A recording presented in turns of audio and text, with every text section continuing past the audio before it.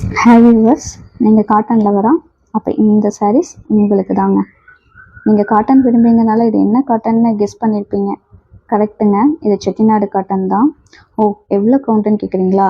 100 கவுண்ட்டுங்க. So quality நீங்கள் பார்த்தாலே தெரிஞ்சிருப்பீங்க. உங்கள் ஃபேமிலி மெம்பர்ஸ், ஃப்ரெண்ட்ஸ் யாராவது காட்டன் லவர்ஸ் இருந்தாங்கன்னா இந்த வீடியோ கண்டிப்பாக ஷேர் பண்ணுங்கள்.